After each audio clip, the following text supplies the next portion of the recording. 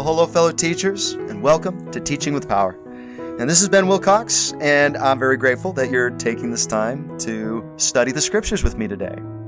And this week, we're going to be taking a look at Genesis chapters 24 through 27. Some really great stories here. And remember that my goal with this channel is to help you better teach or study the scriptures, and to do it with more relevancy, impact, and power. So without any further delay, if you're ready, grab your scriptures and your marking pencils. It's time to dig deep. And for an icebreaker to this lesson, what I usually like to do is share the story of the day I asked my wife to marry me. Now, this turns out to be a lot of fun in my case because my proposal did not go at all as planned. So it's kind of a funny story. And I won't go into all the details here, but maybe just a little. I asked my wife to marry me in February of 2002.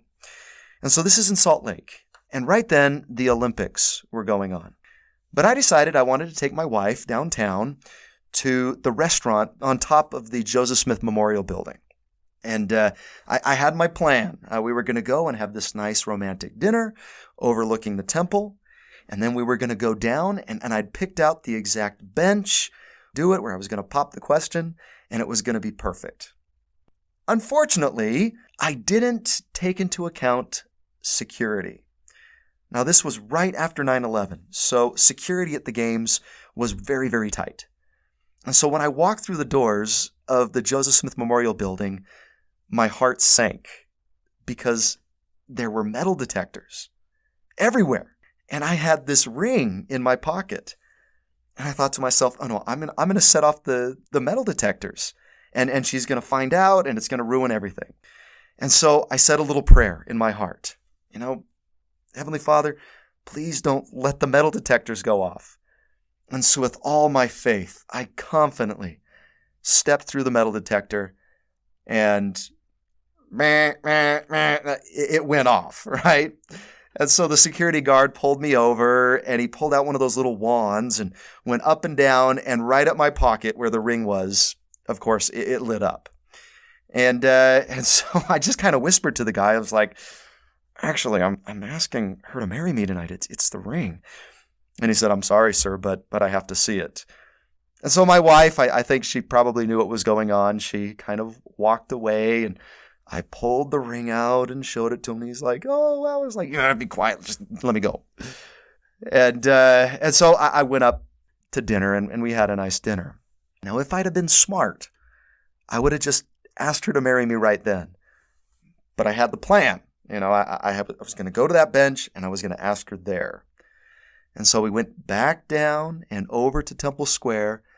And right when we get to the gates, there's more metal detectors, of course. And so I said, actually, let's not go into Temple Square. And I'm looking around, and I'm just thinking, oh man, where am I going to do this? It's got to be right. It's got to be good. And so I remembered there's a little park right across the street from the church office building that has some nice benches and a nice atmosphere. And so we went over there and sat down and talked for a while. And then this is the really cheesy part of the whole thing. But what I did before I even left that night is I went to Kmart, and I bought this really, really cheap, ugly watch. And so, this is Valentine's Day right around there. And so I said, sweetheart, I have a gift for you for Valentine's Day. And I think she was anticipating the ring, and she was getting really excited. So she's like, oh, really? And so I pulled out this watch from my pocket, and I said, I'd like to give you this.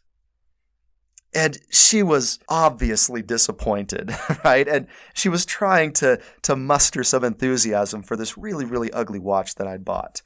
And she's like, oh, that's so nice. Wow, thank you.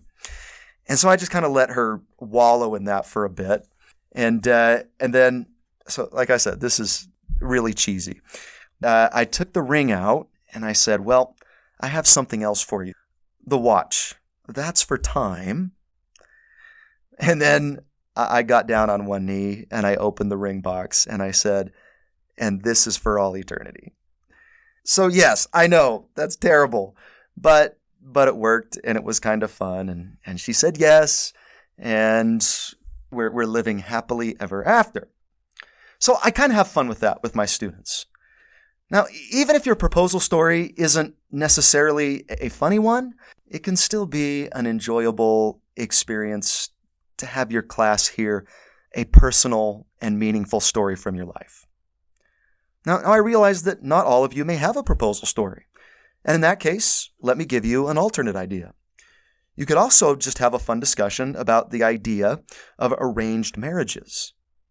And that fits well because the story that we're going to study today is about just that, an arranged marriage. And for most of Earth's history, arranged marriages have been more the norm than the exception. So it may be kind of fun just to discuss what they feel the pros and cons of arranged marriages might be. As for the pros, just think, you wouldn't have to spend all that money on dating. You could avoid all the social awkwardness of first dates and defining of relationships or the pain of breaking up. Also, if it's mom and dad that are making that decision, they're probably going to be a little more rational than emotional in their choice. They'd have the benefit of making the decision without all the cloudiness and impulsivity of infatuation. So, arranged marriages could be more economical, more simple, more practical. However, on the downside, would you really want to spend the rest of your life married to somebody that you didn't fall in love with? And I really think that system could produce some very miserable marriages. But however you look at it, that can kind of be a fun discussion to have.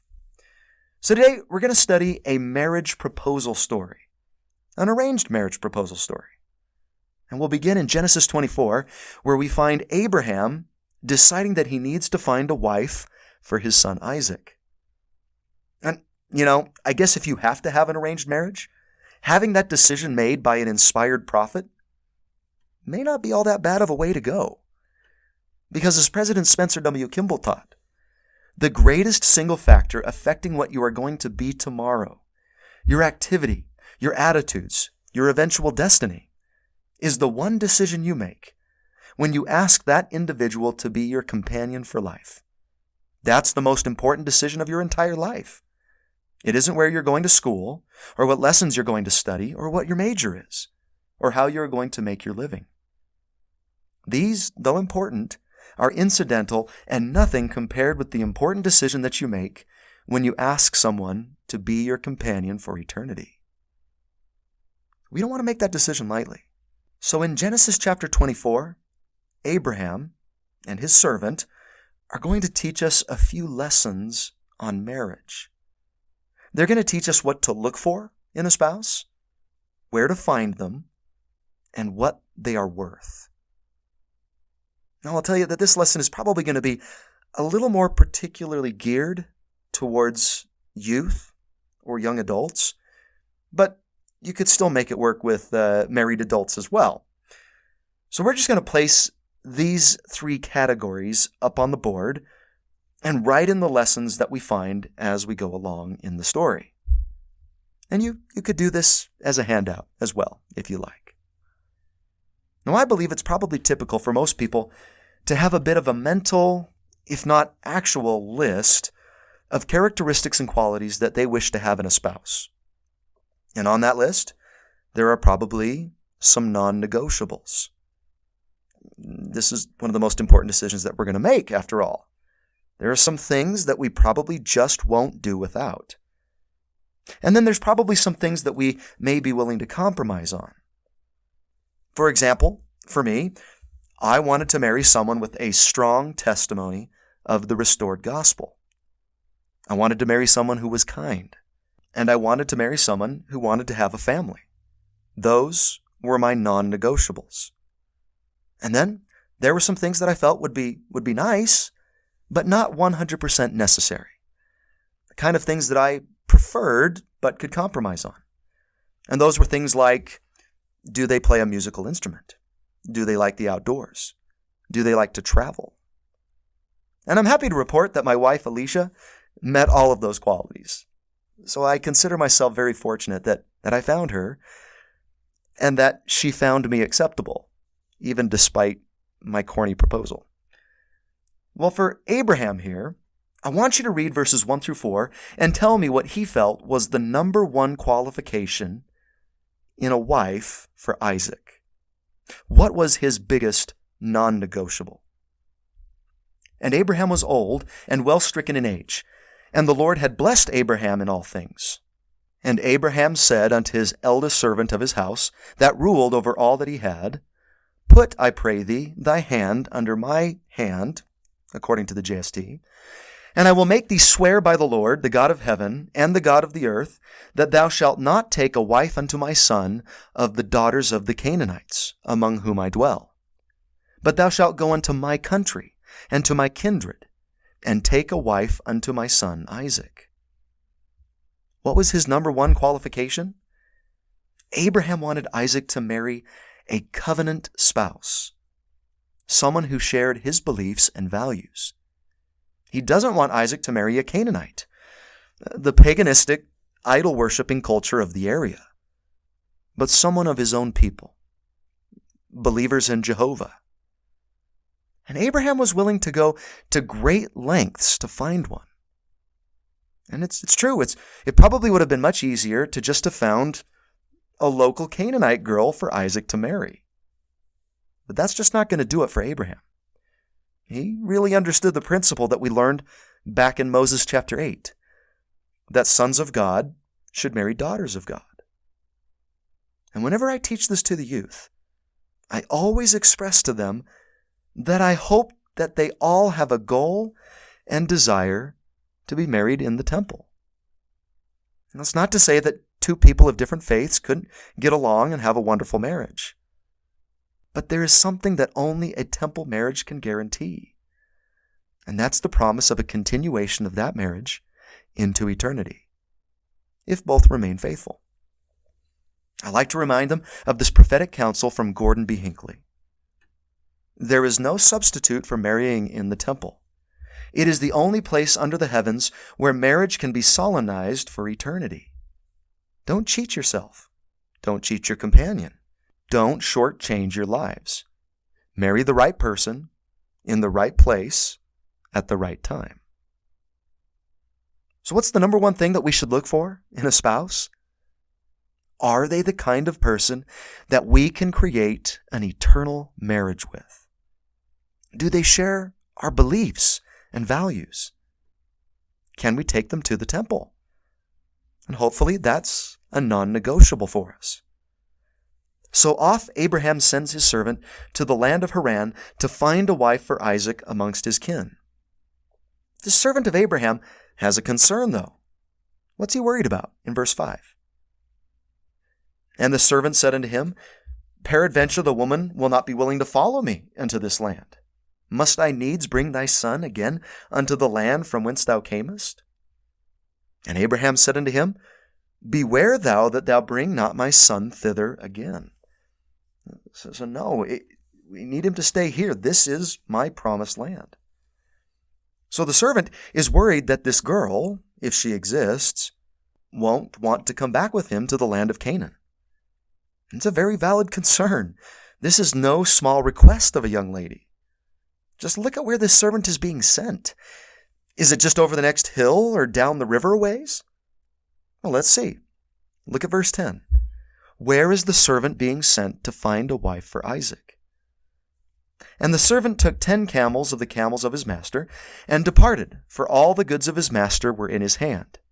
And he arose and went to Mesopotamia, unto the city of Nahor. So where's he going? To the city of Nahor in Mesopotamia. And where is that? And this is where the maps at the back of the Bible can come in handy. Go to map number 9. Now Nahor was the name of Abraham's brother, and his city is going to be found in the area where the rest of Abraham's family settled after they left Ur. And we're not actually going to find the name Nahor on this map, but I can tell you what it's close to. It's close to a place called Haran. And can you find that name on the map? So here it is, up here. And where is Abraham living at this time? Unfortunately, the exact name of that place isn't found on this particular map either. But I can tell you that it was a place called Hebron. And the closest city to Hebron, shown on this map, is a place called Beersheba. And can you find that name? It's right down here. And Hebron would have been right about here. So how far is this servant being asked to travel? If you use the mileage key at the bottom, we can estimate that it's about 450 to 500 miles. And here we begin to see what finding a covenant spouse is worth. A covenant spouse is worth great effort to obtain, a great journey even. And this isn't 500 miles by car, it's 500 miles by camel. This is a 500-mile walk or journey. Kind of reminds me of a popular song from my youth. And I would walk 500 miles just to find a covenant spouse. And how many camels does he take with him? 10. And since the camels are going to play an important part in the story, let's talk about those camels for just a little bit. Camels average about 3 miles per hour for about 8 hours a day. So we can assume that this trip would have taken about 20 days each way. So the round trip time, not counting the time that he spends in Haran, would have been about 40 days. And not only that, but keep this in mind. This was not an easy journey through innocuous land. Josephus, a Jewish historian, described travel through this area like this. It requires much time to pass through Mesopotamia, in which it is tedious traveling, both in winter for the depth of the clay, and in summer for want of water. And besides this, for the robberies there committed, which are not to be avoided by travelers, but by caution beforehand. So not only was this a great journey, but a dangerous one as well. A covenant spouse is worth that kind of journey, though. It's not a light decision. It's worth expending great effort to find a covenant spouse. I like something that Brigham Young once said.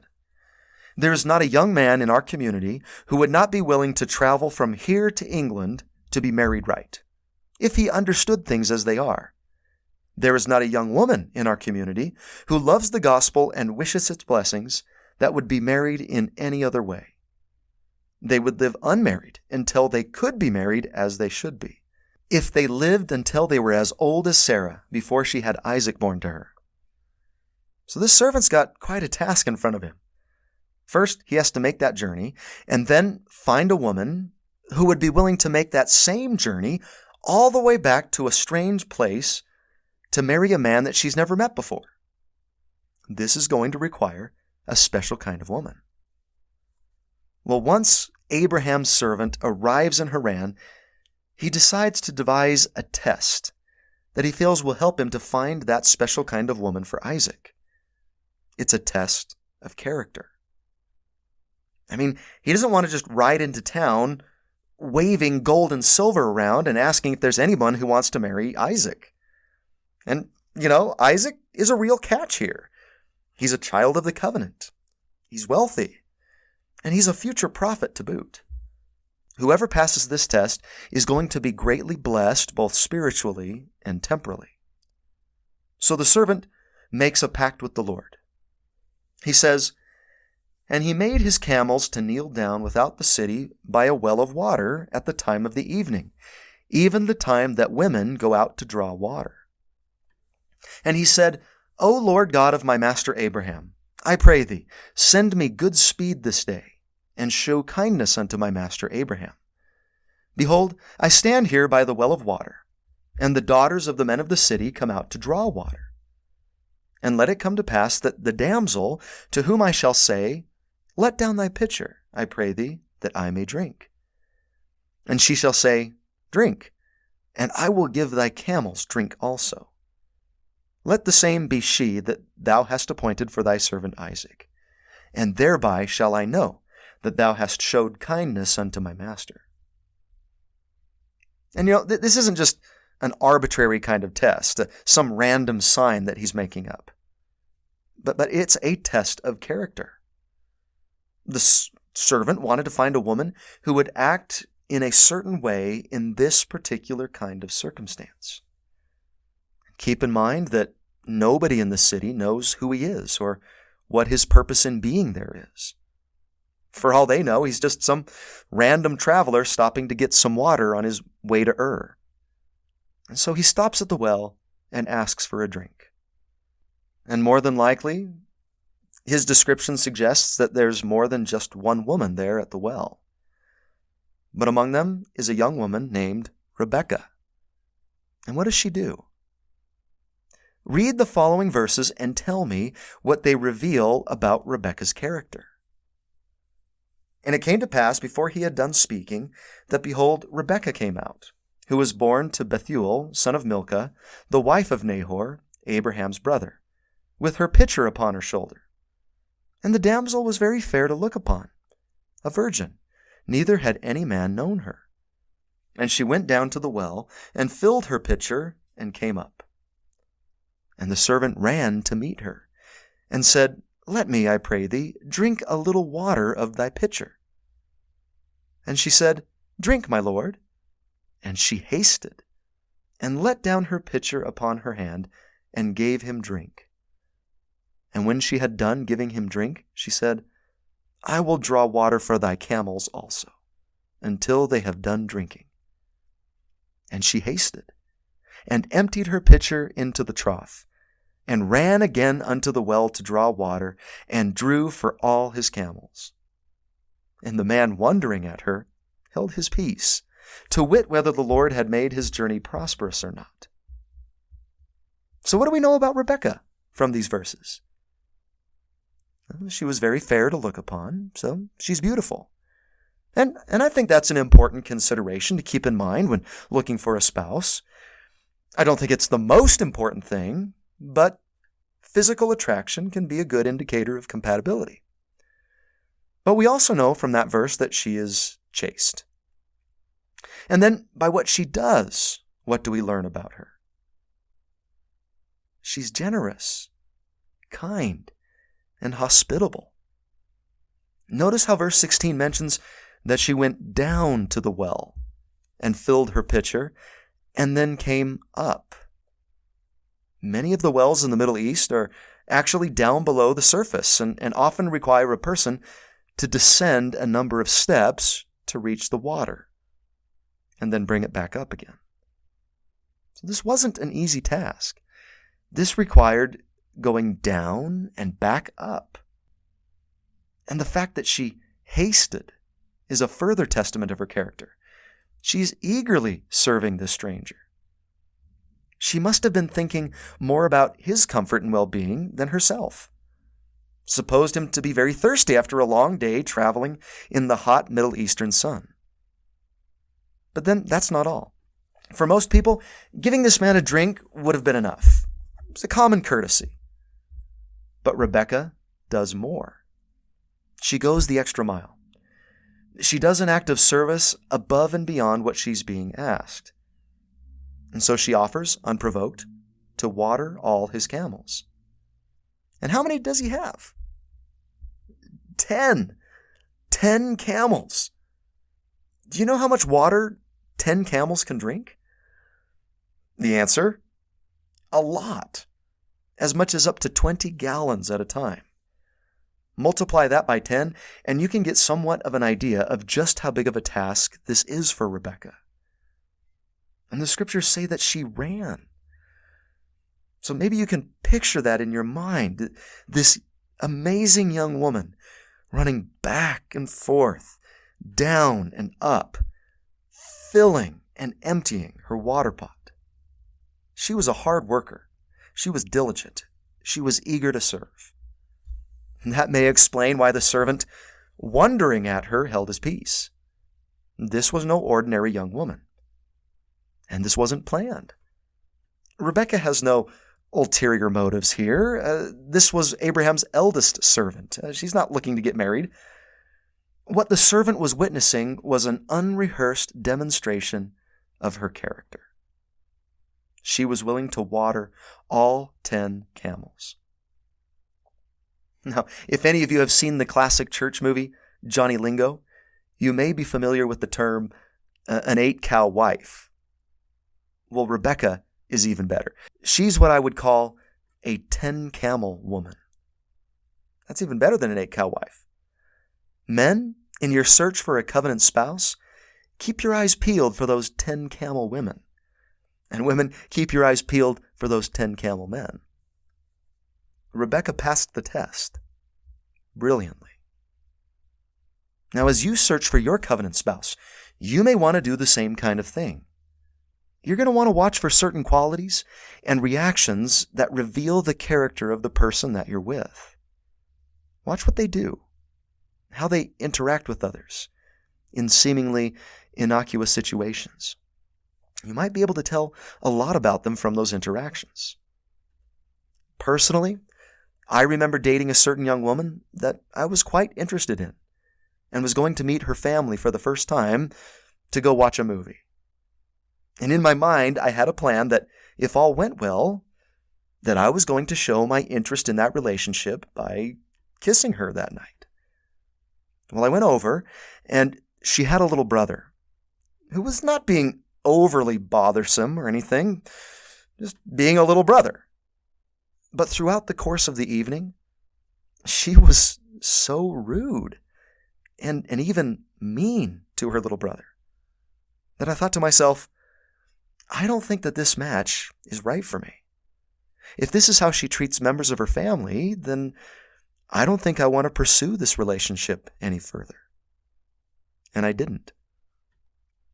Now, with my wife, Alicia, I remember when I was dating her that we got together with some of her nieces and nephews. And I watched how she was with them. And she was so fun. I remember her running around the basement, playing tag with them, big smile on her face. And I thought, yes, this is the kind of woman that I want to spend my life with. Someone who's pleasant, who's good with people. She passed my test. Oh, and I'm pretty sure she got a kiss that night. Well, back to our story. And it came to pass, as the camels had done drinking, that the man took a golden earring of 1/2 shekel weight, and 2 bracelets for her hands of 10 shekels weight of gold, and said, Whose daughter art thou? Tell me, I pray thee, is there room in thy father's house for us to lodge in? So he gives her some items of great wealth. And then later, in verse 53, we can see him doing something similar. And the servant brought forth jewels of silver and jewels of gold and raiment and gave them to Rebekah. He gave also to her brother and to her mother precious things. So we can add another thing to our list of things a covenant spouse is worth. They are worth more than precious things, more than gold and silver. It reminds me of this great verse from Proverbs. Who can find a virtuous woman? For her price is far above rubies. Well, Rebekah welcomes the servant and his camels into her father's house. And then the servant says something that I love. An answer to our question of where to find a covenant spouse. Where was the servant when he found her? According to verse 27. And he said, Blessed be the Lord God of my master Abraham, who hath not left destitute my master of his mercy and his truth. I, being in the way, the Lord led me to the house of my master's brethren. Where do we find a covenant spouse? In the way. And later in the chapter, we get another word to describe that way. Look at verse 48. And I bowed down my head and worshipped the Lord, and blessed the Lord God of my master Abraham, which had led me in the right way, to take my master's brother's daughter unto his son. Abraham's servant found Rebekah by being in the way, the right way. He followed the path that the Lord had set for him. By being open to the Spirit's promptings, by being obedient to his master, by being faithful, the blessing came. and he found her. Well, I believe that's exactly where we will all find a covenant spouse, by being in the right way or path, the path of discipleship. Now, if you're not in that way, then there's no promise. If we consistently place ourselves in the wrong kinds of environments, if we ignore the promptings of the Spirit, if we lead an unworthy lifestyle, then we may find ourselves on our own in trying to find a covenant spouse. This idea of being in the right way kind of runs contrary to how most of the people of the world find their dating and marriage partners. You're not likely to find your covenant spouse at the bars and clubs and the popular dating apps of the world. Now, you need to get in the way. And I believe that's how I was able to find my Rebekah. My wife was a real catch, but I don't think I would have ever found her had I not placed myself in the right way. My wife wanted to marry a returned missionary. Well, since I was in the way of the Lord and had done so, I was placing myself in a prime position to find her. My wife attended church every week and wanted to marry someone who was an active and faithful member of the church. And because I was also an active member of my ward, I put myself in a prime position to find her. And she wanted to marry a man that had specific qualities that she felt were non-negotiable for her. I won't say what those qualities are, but I feel that because I had spent my youth doing my best to follow the Lord's standards and commandments, that I was able to develop those qualities that attracted her to me. And for her, she had done the same in her youth, which attracted me to her. It worked. The way to find your covenant spouse is always being in the Lord's right way. Now, what if there's someone out there who's advancing in years and still has not encountered their covenant spouse? Or maybe they even did marry someone in the right way and things have not turned out well for them. Perhaps that marriage ended in divorce. And they could say to me, "Wait a minute, Brother Wilcox, I've been in the way, even the right way, for years, and no covenant spouse has ever appeared for me, or my covenant spouse plans didn't work out ideally. What gives? I've stayed true to my faith. I've put myself out there. I've prayed and showed diligence. What do you have to say to me?" And to those faithful brothers and sisters, I would refer you to the Abraham and Sarah lesson that we had last week. The tough lesson of waiting patiently on the Lord. I know that you would probably prefer to have your faithful covenant spouse show up a lot sooner on that path than they seem to be at this point. And I don't exactly know why the Lord hasn't answered your prayers in that way. I don't know why that blessing hasn't appeared for you. But I do know one thing. I know that my Father in heaven always keeps his promises. And he has promised in his scriptures and from the mouths of his servants that there is a covenant spouse for all righteous individuals. It's guaranteed.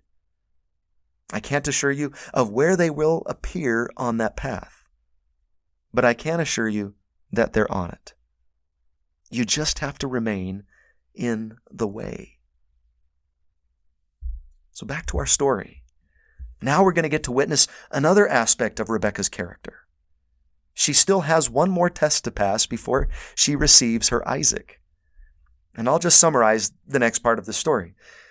The servant comes in to speak to Rebekah's brother and her father, and he tells them all about Abraham's prosperity and how he had a son in his old age, and this test that he devised with the camels, and how Rebekah responded to that test. Let's pick it up in verse 50. Then Laban and Bethuel answered and said, "The thing proceedeth from the Lord. We cannot speak unto thee bad or good. Behold, Rebekah is before thee.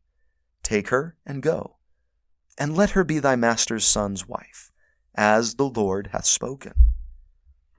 So they come to the same conclusion as Abraham's servant. This thing is of the Lord. This is God's will. And therefore the marriage is arranged. And the very next morning, the servant wishes to begin the long journey back to Hebron with Rebekah. But Rebekah's brother and mother want her to stay with them for a little while longer, at least 10 days. But the servant is adamant that he wants to leave right then. Perhaps worried that with time, people's minds can change. And so they decide to let Rebekah make that choice. Will you go now, or will you wait? And they called Rebekah and said unto her, Wilt thou go with this man? And she said, I will go. Now I believe that Rebekah's I will go is every bit as powerful and faith-filled as Nephi's I will go. I mean, women, would you be willing to take a dangerous 500-mile journey with a stranger to go marry a man you've never met before? To leave your family behind, perhaps forever, and start a new life in a strange land? And to go right then, no waiting. That's a big thing to ask of a young lady. But she does it. Why?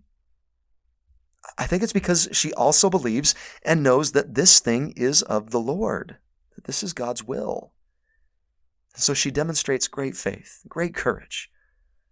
She's not even going to take the 10 days to think it over. She will go and do what the Lord has commanded. And therefore, she will be greatly blessed for her faith.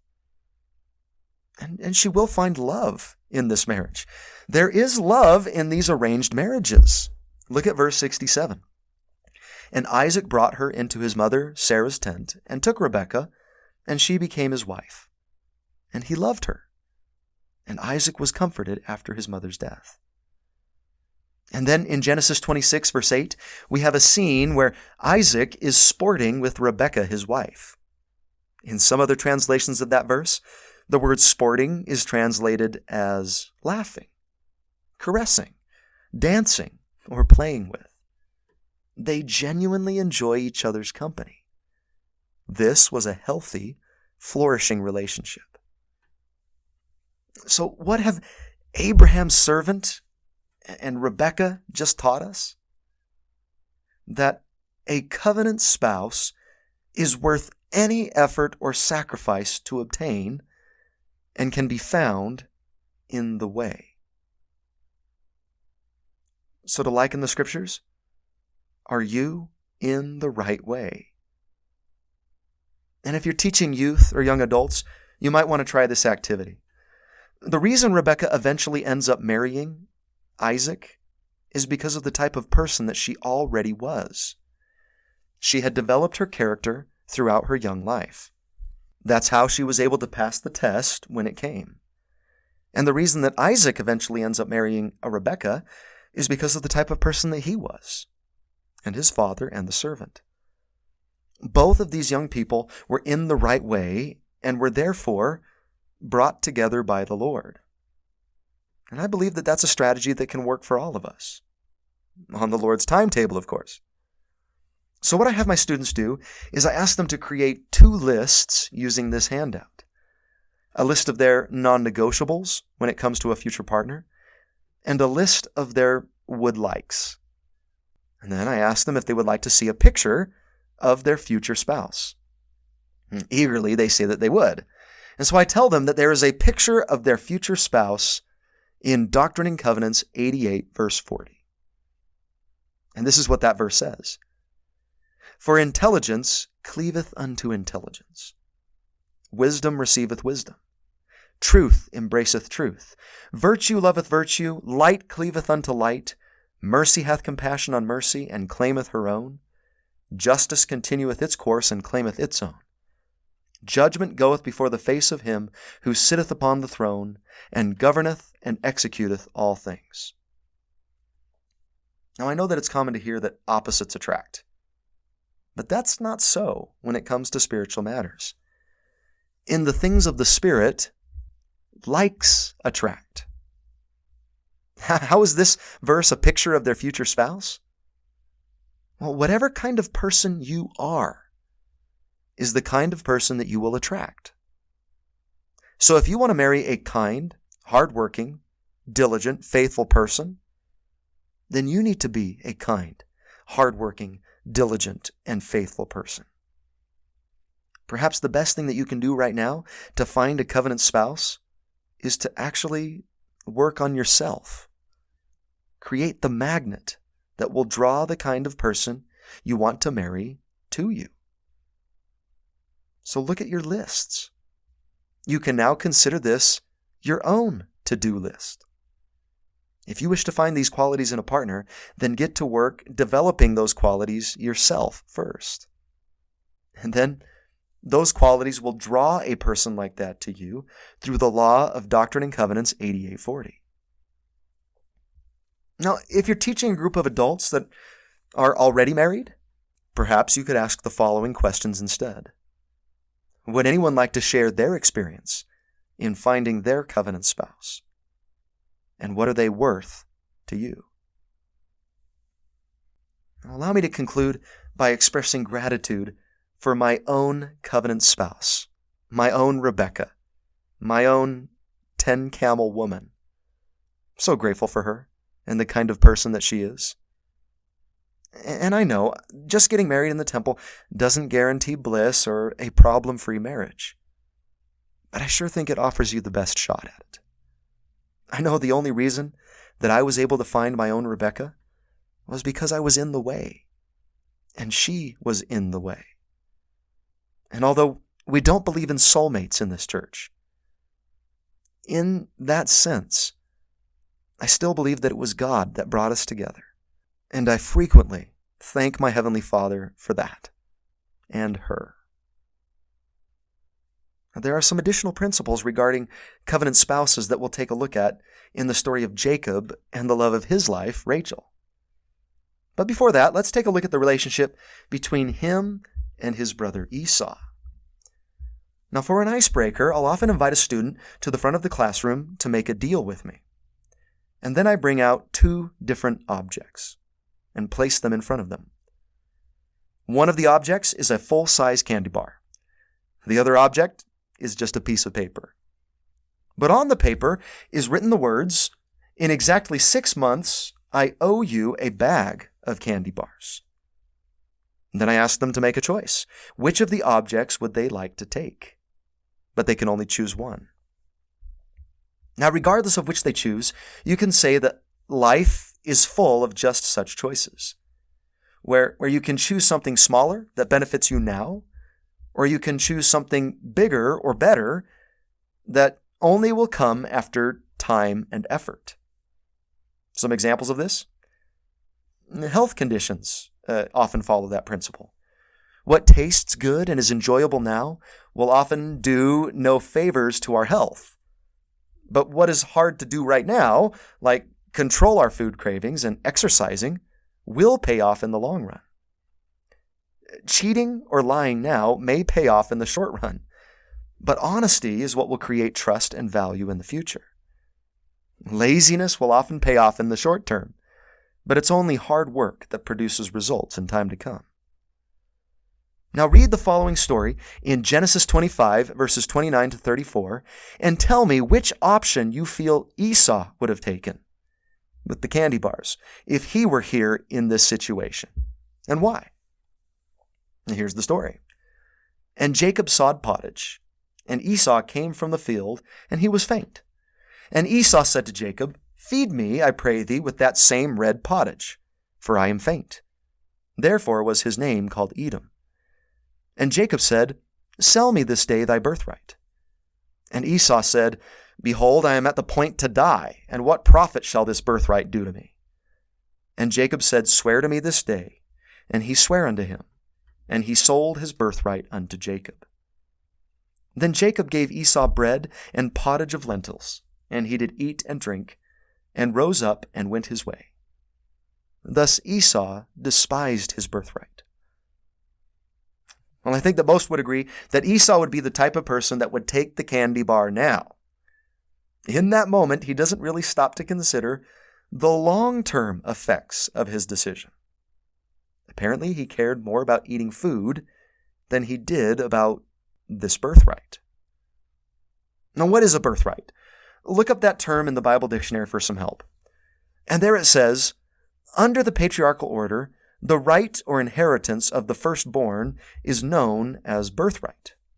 This generally included a land inheritance, as well as the authority to preside. The firstborn of flocks and of human families was considered as belonging to the Lord, and was expected to be dedicated to him.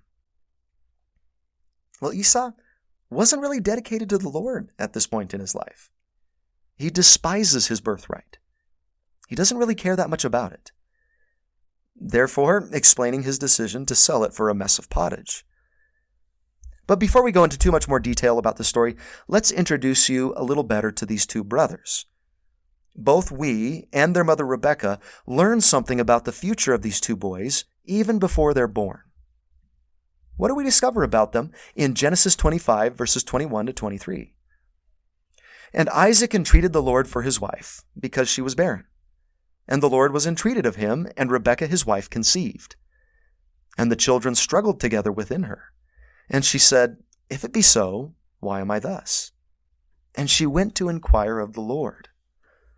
See, there's another great indication of Rebekah's character. She goes to the Lord for help and guidance. And he speaks to her. And the Lord said unto her, 2 nations are in thy womb, and 2 manner of people shall be separated from thy bowels. And the one people shall be stronger than the other people, and the elder shall serve the younger. So right from the get-go, Rebekah knows that it is the younger brother that will be the leader of the family. He will be the birthright son. And when her days to be delivered were fulfilled, behold, there were twins in her womb. And the first came out red, all over like an hairy garment. And they called his name Esau. So interesting. And I wonder how that would have been to see Esau for the first time. Perhaps he looked something like this? I don't know. Poor Esau. But anyway, and after that came his brother out, and his hand took hold on Esau's heel, and his name was called Jacob. And Isaac was 80 years old when she bare them. And the boys grew, and Esau was a cunning hunter and a man of the field, and Jacob was a plain man, dwelling in tents. And then we have the story that we started the lesson out with, the part where Esau sells his birthright. Now, some might accuse Jacob of taking advantage of his brother. Is he tricking Esau out of his birthright? Blackmailing him? I don't think so. I think Jacob knew something about his older brother, and this was perhaps his way of obtaining something that should already have rightfully been his. Plus, I'm not willing to take Esau at his word here. I think him saying that he's about to die is probably an exaggeration. You know, how somebody nowadays might say, I'm dying of hunger. I doubt Esau is really at the point of death. I mean, it can take weeks to die of hunger. And you do get the feeling throughout the story that Esau is somewhat impulsive, a leap before you look kind of individual. And then, on top of that, Esau does something later that gives you an indication that he really doesn't care much about the birthright, or spiritual things, or the goodwill of his parents. What does he do in Genesis 26, verses 34 to 35, that is further evidence that he just doesn't care much about those kinds of things? And Esau was 40 years old when he took to wife Judith, the daughter of Beeri the Hittite, and Bashemath, the daughter of Elon the Hittite, which were a grief of mind unto Isaac and to Rebekah. He marries outside the covenant, even when he knows that this is grievous to his parents. The sacred blessings and responsibilities of the Abrahamic covenant could not be passed on through the unbelieving Canaanites. Isaac and Rebekah want him to marry someone of their faith, not the pagan peoples around them. Remember our previous principle? The lengths Abraham went to secure a covenant marriage for his son? Esau doesn't seem to care about any of that. Again, impulsive. He says, I like these girls, and I want to marry them. Who cares what mom and dad think? So that's an indication of what I would call the Esau attitude. What is the Esau attitude? Despising your birthright? Now let's pause for a moment here and liken the scriptures to ourselves. Let's go a little deeper. What is our birthright? Our birthright is the blessings of the restored gospel. All those blessings of the Abrahamic covenant that we discussed a few weeks ago.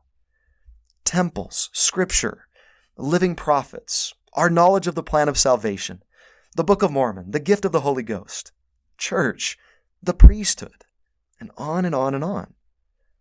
And yet, how do some people in the church feel about that birthright? Sadly, some don't place a very high value on those tremendous blessings. Some may even outright despise that birthright. They can't stand church. They don't want to study scripture. They hate the standards. And sometimes they wish that they were never even born into the church.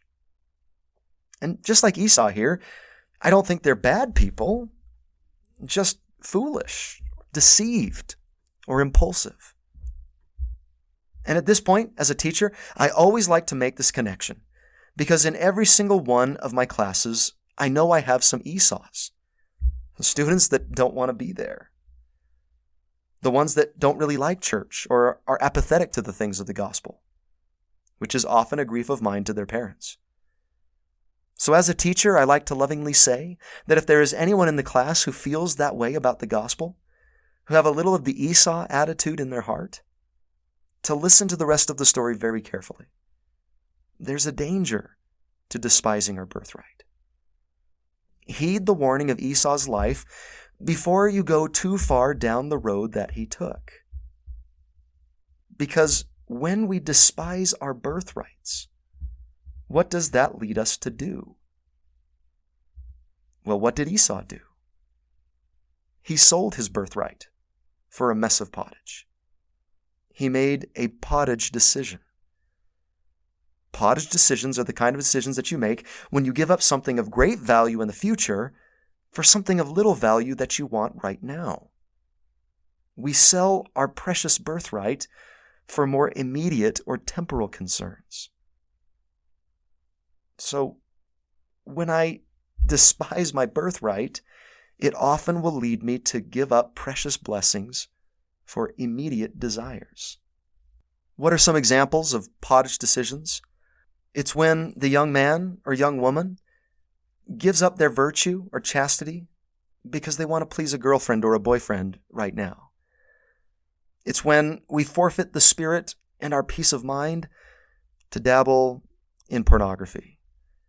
It's when the young man gives up his opportunity to serve a full-time mission for some professional, romantic, or educational opportunity that he wants right now. It's when we forfeit the rewards of hard work to wallow in slothfulness or excessive entertainment. It's when, like Esau, we marry outside the covenant. And overall, it's when we give up the blessings of the temple and eternal life for some indulgence or sin that we want to enjoy right now. Now, when we initially make those decisions, we may not worry about it too much. We may not even care.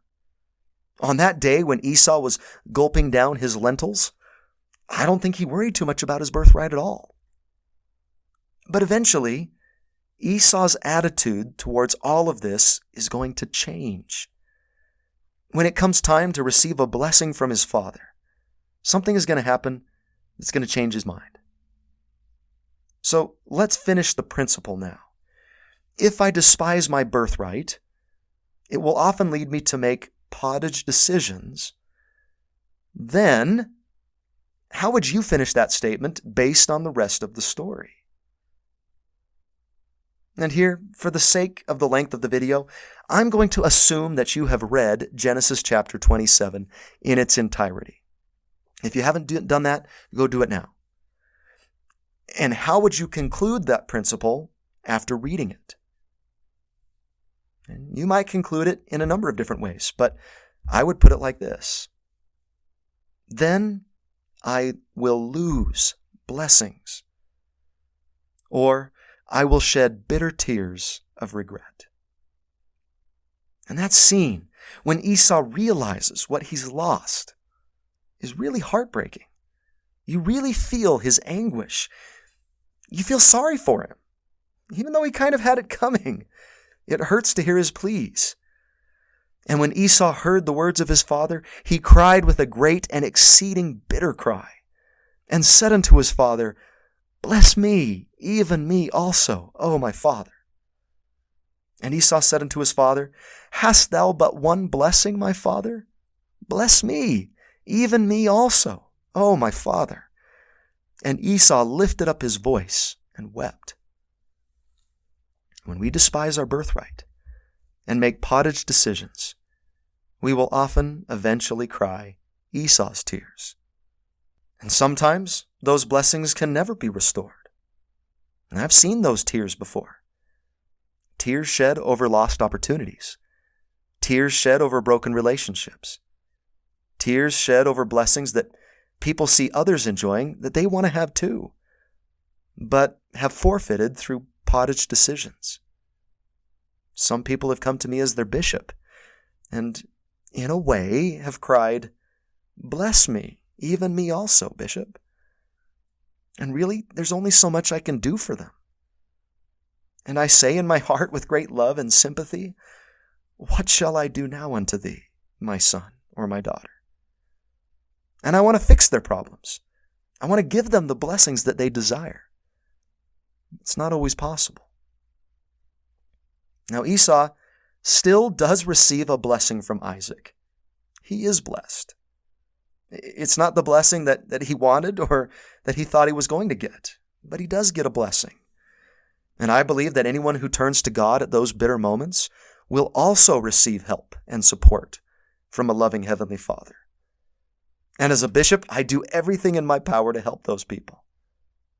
But some things even God can't fix. Sometimes what's done is done. But that doesn't mean that our future has to be doomed by those decisions either. And you'll see that this is not the end of Esau's story. Don't abandon your hope for him just yet. We'll study another story about Esau next week that can offer all of us some great hope, even those of us that have made some pottage decisions. So what's our big principle today?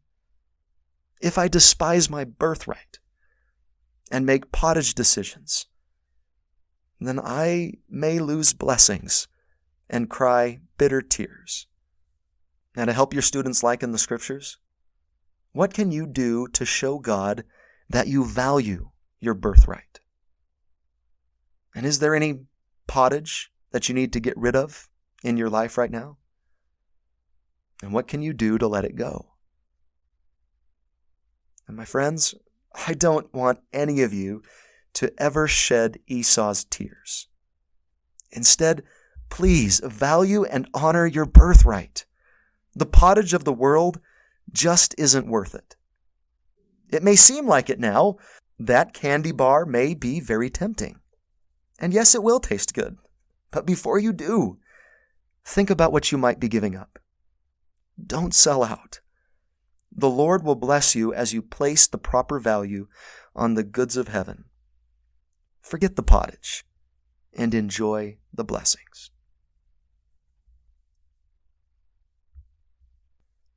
Well, one quick note before we end.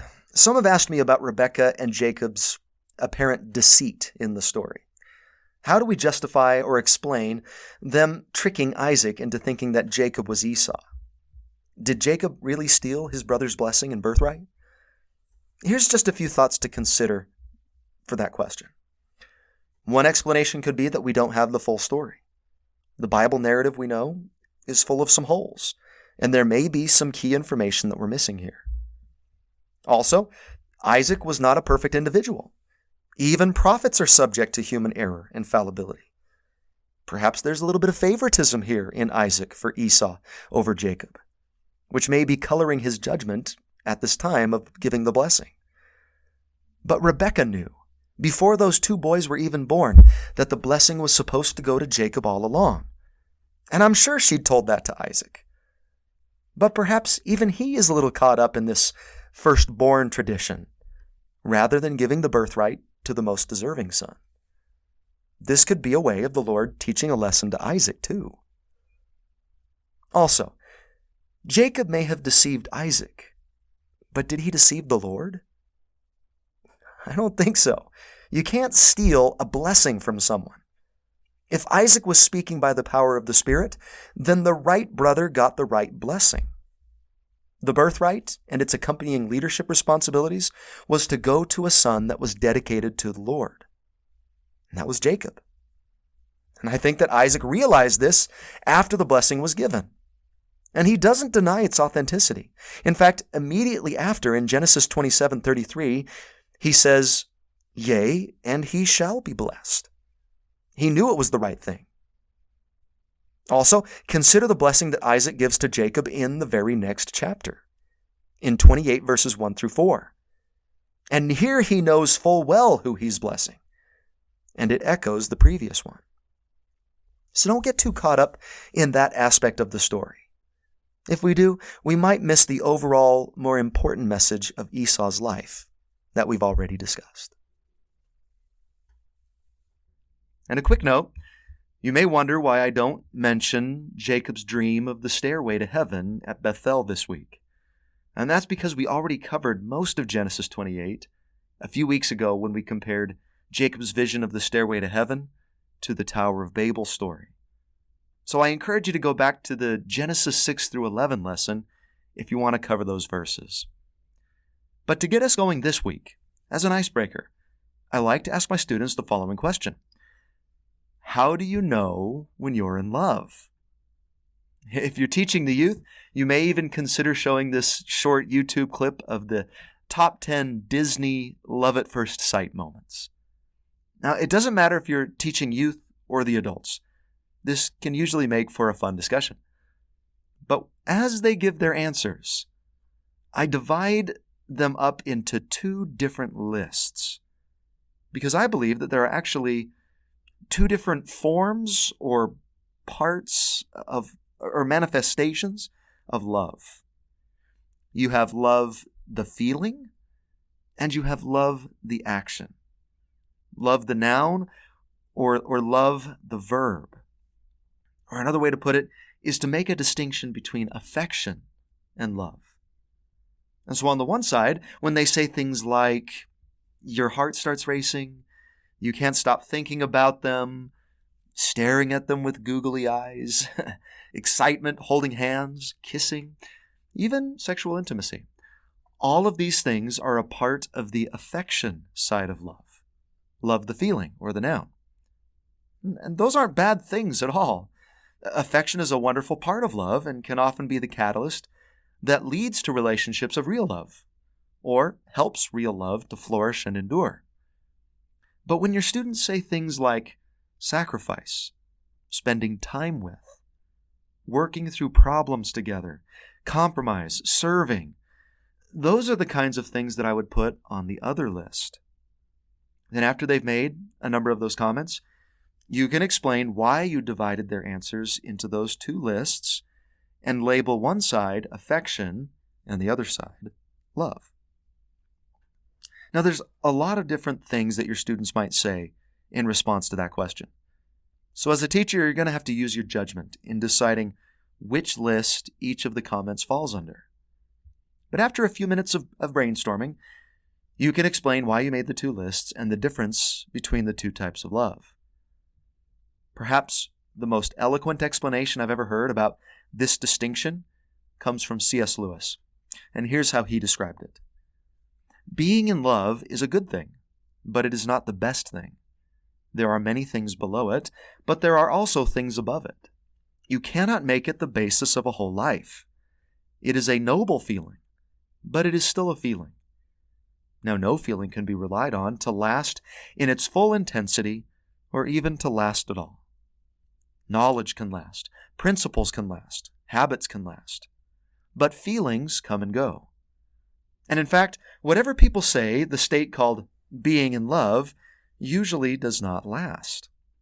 If the old fairy tale ending, they lived happily ever after, is taken to mean they felt for the next 50 years exactly as they felt the day before they were married, then it says what probably never was nor ever could be true, and would be highly undesirable if it were.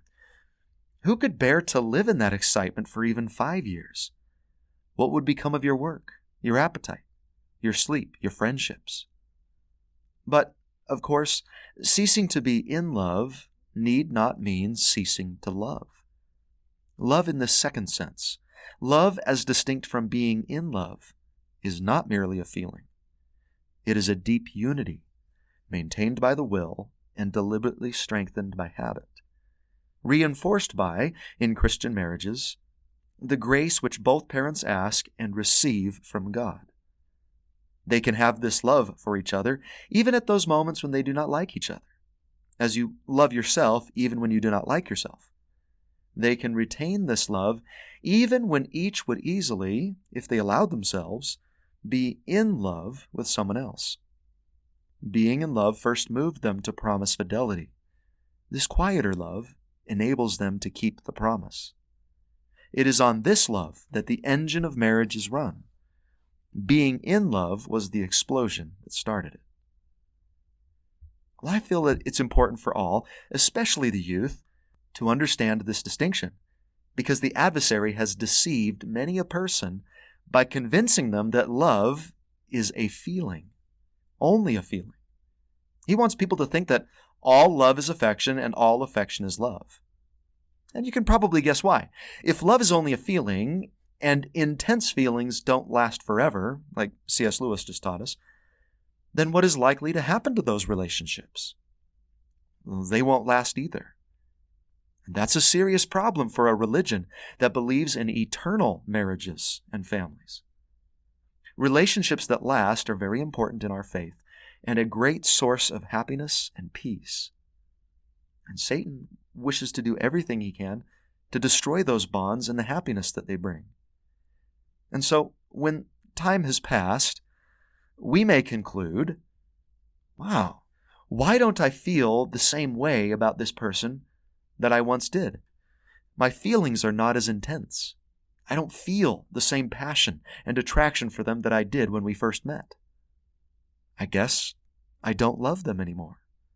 I suppose I need to go out and find somebody else that makes me feel that way, which they usually can.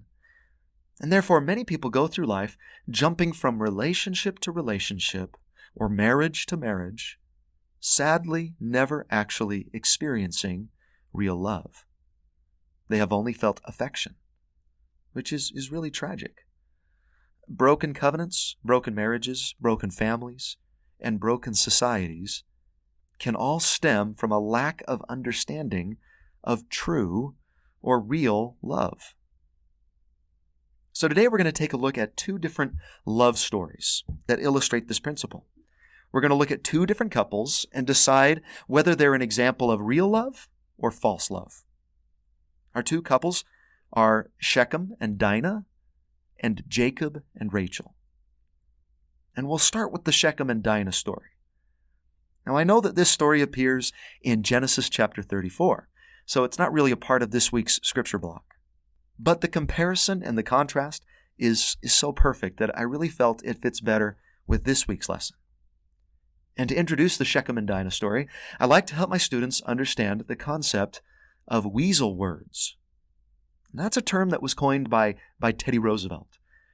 Weasel words are words that suck out the meaning of all the words that are around them.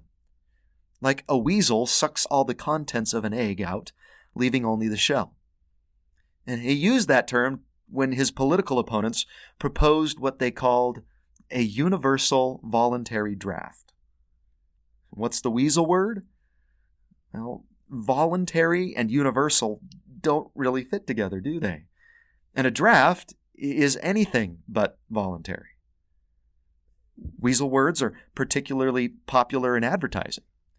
And maybe you've heard some of these phrases before.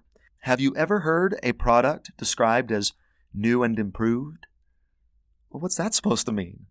How can something be both new and improved at the same time?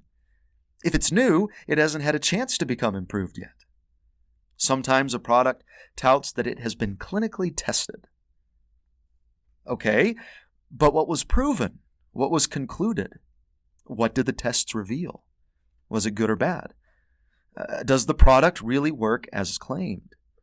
The fact that it's been tested doesn't really tell me anything about the product itself. I've heard commercials telling me that there is more goodness in every bite of some particular food. Well, how do you measure goodness? What does that goodness consist of? Isn't good a subjective term? And I love it when I hear that more people than ever are using a certain product. Well, what does that mean in terms of real numbers? Maybe there were only 2 people using it before, and now there's 3. More people than ever are using it, right? Well, let's apply that same idea to this story of Shechem and Dinah. Look in the following verses for all the words that describe the way that Shechem felt about Jacob's daughter Dinah. Look in verses 3, 8, and 19. How is it described? His soul clave unto Dinah. He loved the damsel. He spake kindly to her. In verse 8, we learn that the soul of Shechem longed for Dinah. And from verse 19, he had delight in Jacob's daughter. Now, at first glance, I admit that this looks like a positive relationship. Those are great descriptions. Sounds genuine. But we haven't read verse 2 yet. There's a weasel word that sucks the meaning out of all those other words and phrases that we've just taken a look at. Can you find it? And when Shechem the son of Hamor, the Hivite, prince of the country, saw her, Dinah, he took her and lay with her and defiled her. What's the weasel word? Defiled. This is not really a love story. It doesn't matter how nice and positive he describes his feelings for her after this initial action. I have no doubt that Shechem was attracted to Dinah, but he didn't really love her. The way that relationship is introduced seems devoid of meaning and emotion. It's just matter of fact. He saw, he took, he defiled. And we see no indication of Dinah's consent or interest in this relationship. And I want to be clear in saying that I don't see any wrongdoing attributed to her in the story. She does absolutely nothing wrong, as far as I can tell. The blame falls squarely on Shechem's shoulders. So anyone who has been the victim of this kind of tragic circumstance need not feel any guilt, impurity, or responsibility. They remain just as morally clean as anybody else. In fact, her brothers describe their abhorrence of the situation by saying, "Should he deal with our sister as with an harlot?" Now the brothers do something very, very wrong and unjustified themselves in reaction to the situation at the end of the chapter. Perhaps we'll take a look at that next week. I think there's a principle there. But based on this apparent, intense, and quick rush to sexual intimacy, what would you say Shechem was really feeling for Dinah? This isn't a love story at all. It's a lust story. Lust is Satan's counterfeit for love. Many a sexual sin has been excused in the name of love, which is unfortunate because usually love has nothing to do with it. Real love. Oftentimes when people have given in to fornication or adultery, they try to justify it by saying, "But we're in love." It's a lie. And we need go no further than Romans 13:10 to discover why. This verse contains the best definition of love that I've ever found. It says, "Love worketh no ill to his neighbor." Therefore, love is the fulfilling of the law. So how do we know if our actions are truly motivated by love? Only if they work no ill. So I would confront Shechem by asking, "So, you really love Dinah, do you? Does love defile or force somebody else?" No, that would be working ill. What you were feeling for Dinah was not love.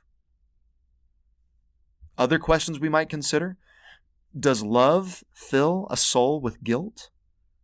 Does love close the doors of the temple on a couple? Does love have to coerce the other person into doing something that they don't want to do? Does love intentionally hurt the other person, either emotionally or physically? Does love make us feel unworthy? Does love break up homes? Does love take children from a parent? No, love does none of these things, because love worketh no ill. So if our actions are causing these kinds of results, we can know that what we're feeling, or what someone else claims they're feeling for us, is not really love. At best, it's merely affection, and at worst, lust. If anyone ever tries to push you into doing something that you don't feel comfortable doing by pleading, "But don't you love me?" run, right? Because rest assured that that person does not love you. The world has a lie that it has been selling for decades through the media. It's a devilish doctrine that's continually preached from the screens and magazine pages of the modern Babylon we live in. You find this message in movies, in books, television programs, it's even in commercials. And I'm pretty sure we all know what it is. What is the message sent, even if it's not explicit or graphic, about what unmarried people do when they're in love with each other to show that they're really in love? And pardon my directness, they have sex. They become intimate with each other. The world says that is how you show love. That is how the relationship is strengthened. But it's a lie. When people take that most sacred and personal of unions, which is a beautiful and unifying thing within the bonds of the long-term commitment of marriage, preceding it, and cheapen it with casualness or haste, I believe that it more often than not weakens the relationship, or eventually even destroys the bond between those two people. I've even seen statistics that show that's the case. I like this quote from Gordon B. Hinckley, who was also quoting Elder John A. Whitsoe. I heard Elder John A. Whitsoe say, "It is my observation that a young man and a young woman who violate the principles of morality soon end up hating one another. I have observed the same thing. There may be words of love to begin with, but there will be words of anger and bitterness later." And personally, in my own experience, I've also seen many a student experience that very situation. The story of Shechem and Dinah is a good illustration of this false kind of love that destroys rather than builds. Regardless of his kind words and his loving overtures afterwards. But, I'm sorry, you just don't defile what you love. That's one of the most unromantic love stories in the book of Genesis. But let's take a look at a different couple now. Let's compare and contrast the story of Shechem and Dinah with the story of Jacob and Rachel. Their story is in Genesis 29. But let me give you a little bit of background first. Last week we studied the story of Jacob receiving the blessing that Esau thought he was supposed to get.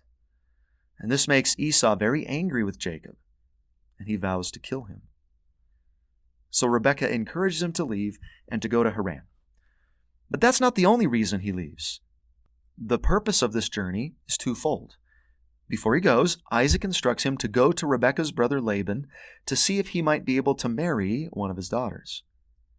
So Jacob leaves and makes that same 500-mile journey that we talked about last week, and eventually arrives at the fields of Laban. Remember, the worth of a covenant spouse is great. And once there, he meets a group of men surrounding a well with a stone on top of it. He finds out that he's in the right place, and they tell him that Laban's daughter Rachel is on her way to the well at that very moment to water her sheep. So let's pick up the story in verse 9. And while he yet spake with them, Rachel came with her father's sheep, for she kept them. And it came to pass, when Jacob saw Rachel the daughter of Laban, his mother's brother, and the sheep of Laban his mother's brother, that Jacob went near and rolled the stone from the well's mouth, and watered the flock of Laban, his mother's brother.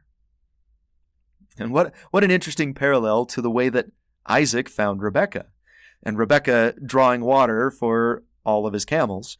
Here we have Jacob returning the favor to Laban's family by watering her sheep. Both of these stories happen at a well of water. So I sometimes tell my students that if they want to find the best potential mates, hang out by the water fountain, because that's where they apparently like to spend their time. And when Jacob sees Rachel for the first time, he's instantly smitten and reacts like a lot of young men do around girls that they're interested in. They tend to show off a little bit.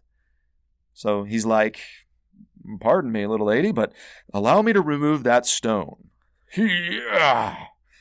And Rachel's like, "Oh, you're so strong." So, slick move, Jacob. But then he goes and blows it in the next verse. And Jacob kissed Rachel. Whoa, that's a little forward, don't you think? Slow down, Jacob. But really, this is probably more of a kiss of greeting, a common tradition in the area.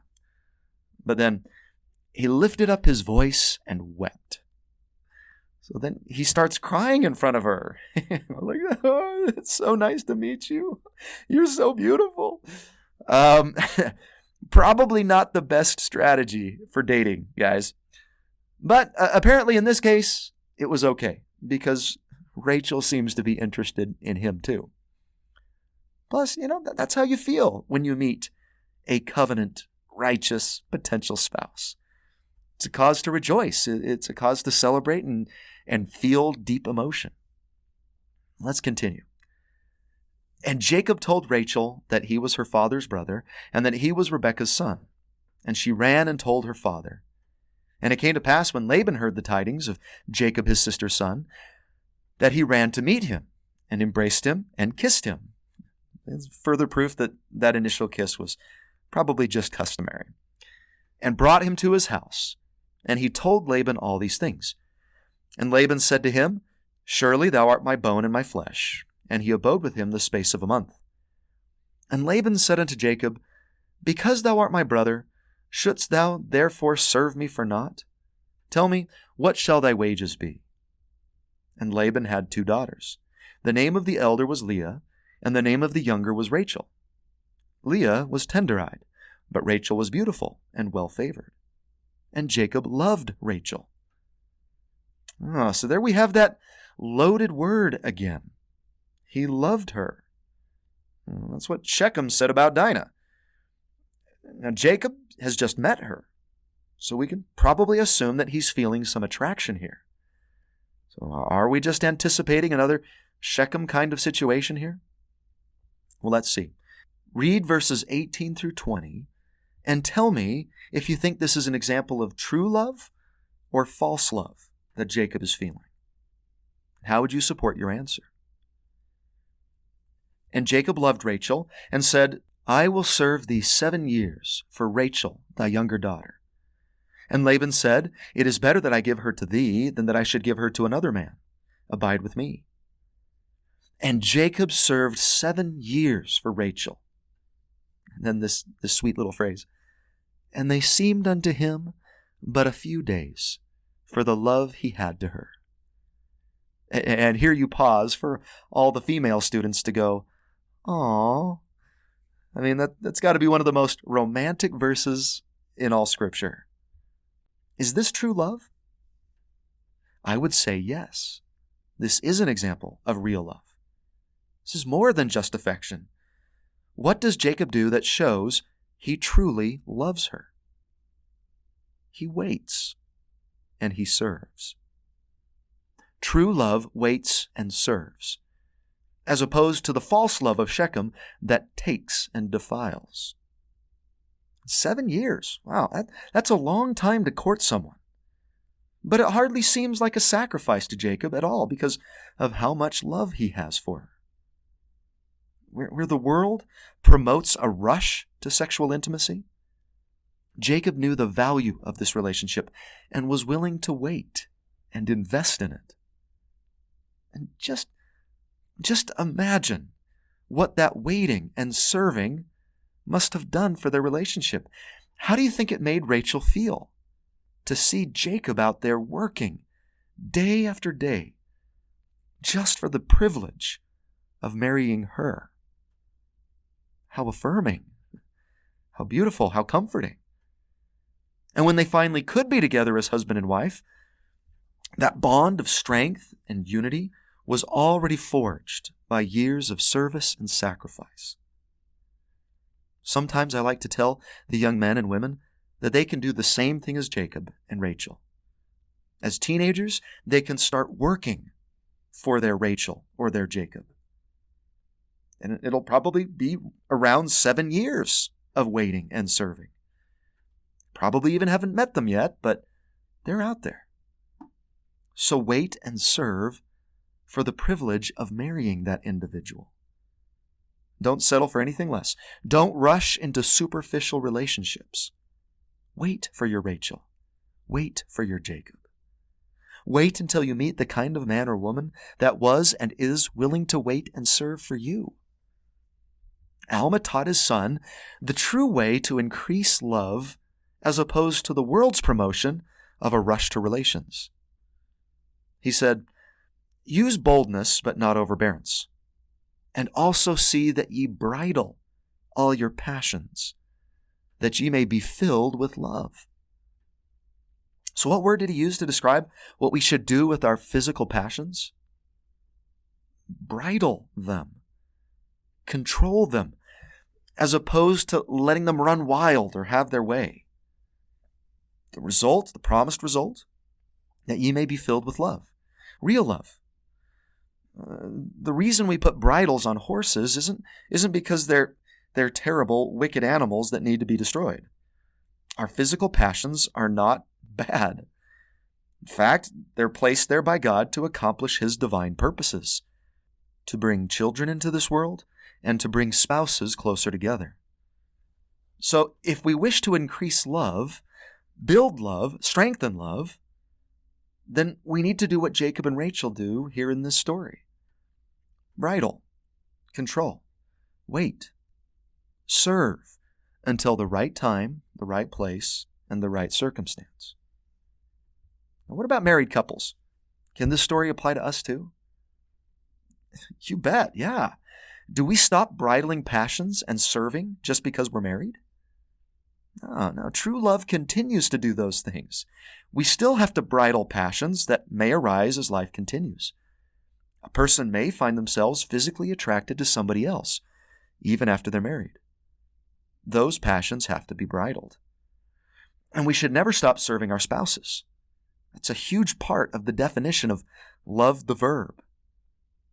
I believe that when couples fall out of love, it's often because one or both has stopped serving the other. The word serve might be a better word than love to describe what we do for each other. Serve your spouse. When we stop serving our partners, love begins to die. And Jacob does do this. We'll look at the circumstances behind why in just a minute, but he does end up serving another 7 years for Rachel after he's married to her.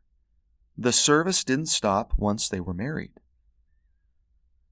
So the truth to me in this story, these two stories, real love waits and serves, while false love takes and defiles. So like in the scriptures, what can you do now to fill your life with more real love? Here are some possible ways to answer that question. Wait and serve until you meet your Rachel or Jacob. Show more love for your spouse by serving them. End a relationship that's not based on real love. Seek God's help in bridling your passions. Or something other. And if I have time, sometimes I like to do a little activity with my students during this lesson. I have them create their own real love, false love statement. You could do it as a handout. I encourage them to fill in their own statement about real and false love and turn it in. And then we go through and read those out loud. Over the years, I've collected a number of really good ones. Here's just a few examples. Real love gets better with time. False love gets old. Real love grows in the light. False love grows in the darkness. Real love savors eternity. False love savors the moment. Real love is generous. False love is self-centered. Real love needs no confession. false love needs an explanation. Real love is hard, but worth it. False love is easy, but not. Real love loves you. False love loves itself. Aren't those great? I'm sure your students will come up with some powerful ones as well. I hope that your life is filled with love, as Alma promised there. Real love. And affection, too, of course. May you young men find your Rachels, and may you young women find your Jacobs, and live your lives deeply and consistently in real love. And in your marriages, may you find that deep unity, maintained by the will, deliberately strengthened by habit, and reinforced by God's grace that C.S. Lewis talked about. If you're teaching the youth, this can be a really good time to review the dating standards in the For the Strength of Youth pamphlet. The dating standards of the church help us to wait and serve. Testify to them of the power of following the Lord's plan for love in their life. And it's really quite simple. Don't date until you're 16. Date only those with whom you can maintain your standards. Do not have serious relationships until you're of an age that you're ready to be married.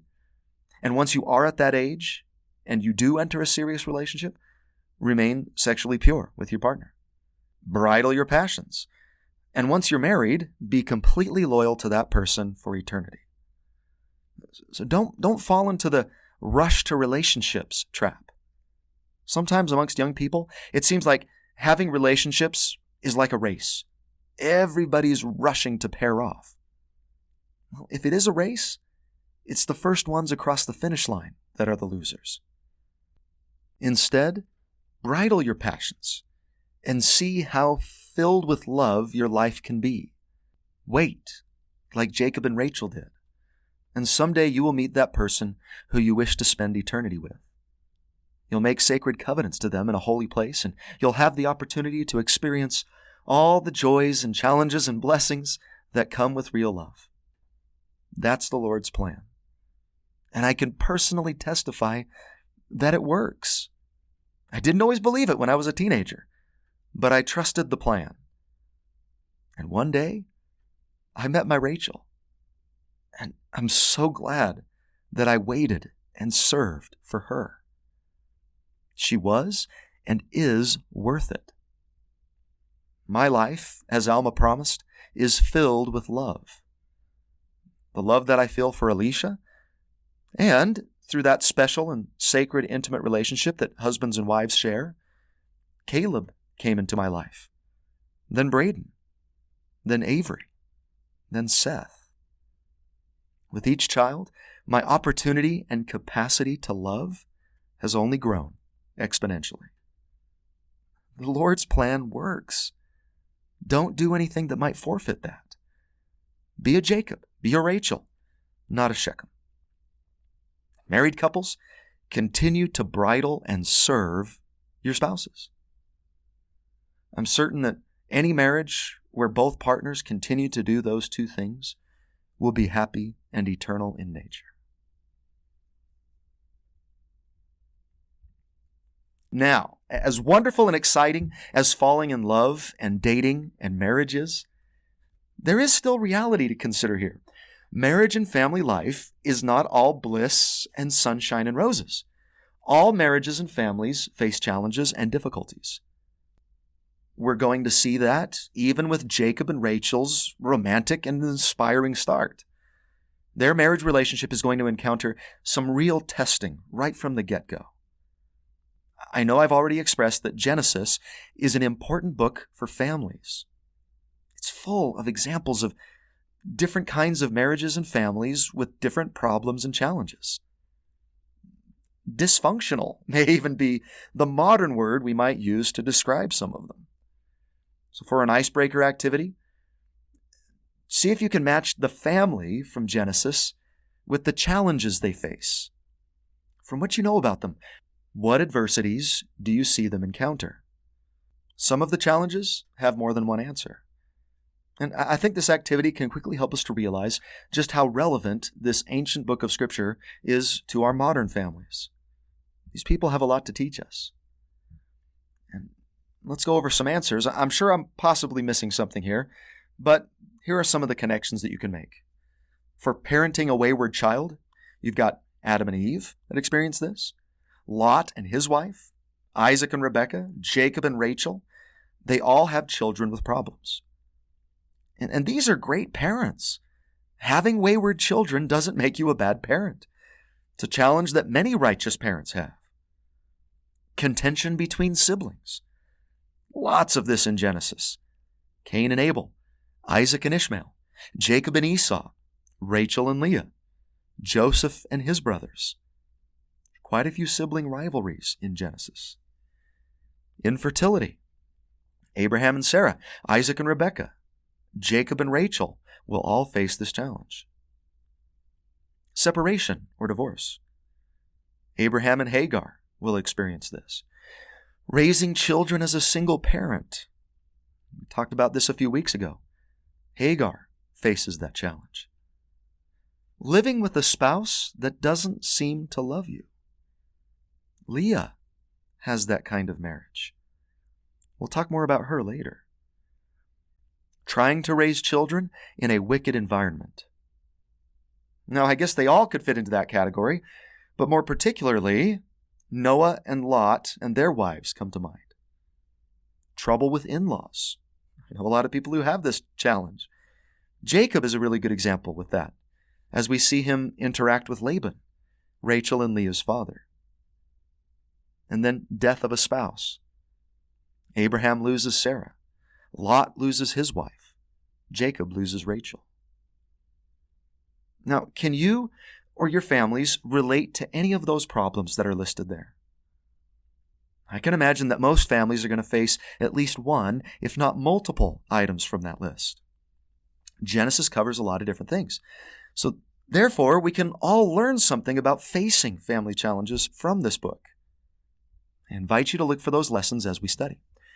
For this week, let's zero in on some of the family problems that Jacob is going to face, and some of the solutions that we can find in these chapters. First, the problems. One of the major sources, if not the major source of the problems that Jacob is going to face in his family life, is going to stem from what happens in Genesis 29, 21 to 30. Read those verses and tell me, in one word, what you would identify as the problem. What is it? My answer? Deceit. The deceit of Laban here is going to cause a lot of future problems for this family. Jacob has worked for 7 years to marry Rachel. He loves Rachel. And so the day of the wedding arrives, and Laban surreptitiously gives him Leah on the honeymoon night instead of Rachel. And I don't quite know how to explain how that all worked and went down. Veiled faces, it was dark in the tent, I don't know. But verse 25, and it came to pass that in the morning, behold, it was Leah. And he said to Laban, What is this thou hast done unto me? Did not I serve with thee for Rachel? Wherefore then hast thou beguiled me? To be fair, there is just a bit of poetic justice in this situation. Now Jacob knows what it feels like to be on the receiving end of a deceit where someone pretends to be someone else, like he did with impersonating Esau. Not quite the same thing, but similar. And, Jacob is going to marry Rachel. Verse 30.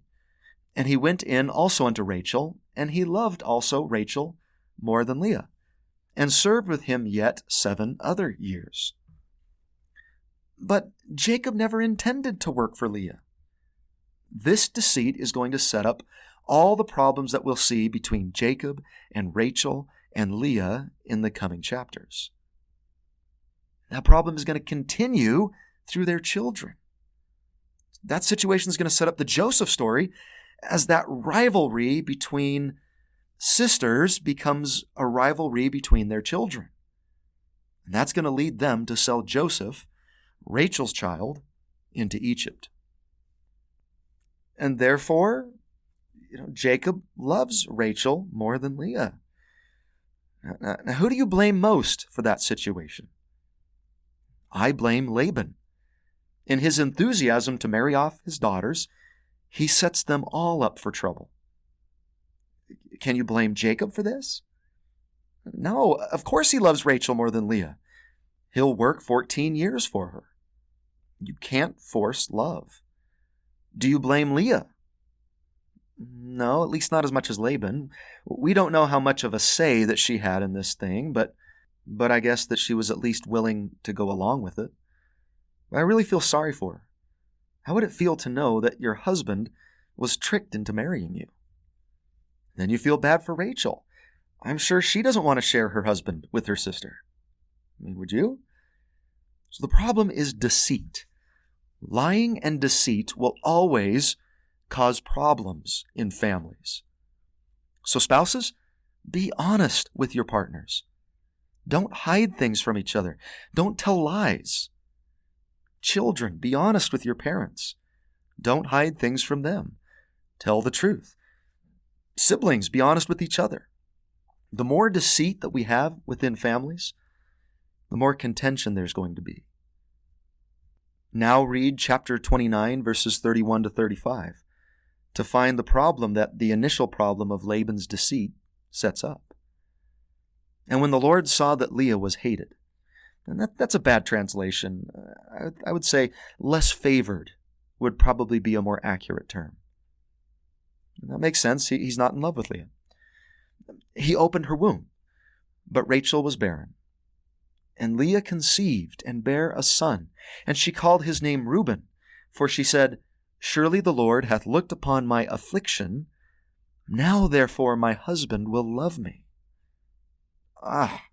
Isn't that heartbreaking? I really feel for Leah here. She's in a loveless marriage. I think there's probably a lot of Leahs out there in the world. For whatever reason, these relationships may have started out with passion and love, but there are spouses out there who don't feel that connection or appreciation from their partners. That's hard. It's a huge challenge. So Leah is going to struggle and hope for that attention from Jacob. And perhaps, instead of trying to get the passion that he feels for Rachel from Jacob, she hopes to at least get his appreciation by bearing children. And this is where we start what I call the baby derby, right? The sisters and their handmaids, who Jacob also marries, begin to bear children. And it's almost like a competition between the two. Now, I'm not going to take the time to go through all the births and names of the children, but I invite you to do so. Read chapter 29, 31 to 35, and chapter 30, verses 1 through 24 for the story. But be sure to take note of what the boys' names mean in the footnotes. It's really sad. Their names reflect the conflict within the family. Here's just a few examples. It's like with Reuben, it means, look, a son. Or, look, Jacob, I've borne you a son now. Love me. Naphtali means wrestling. And that's a sad one. Rachel says, with great wrestlings have I wrestled with my sister, and I have prevailed.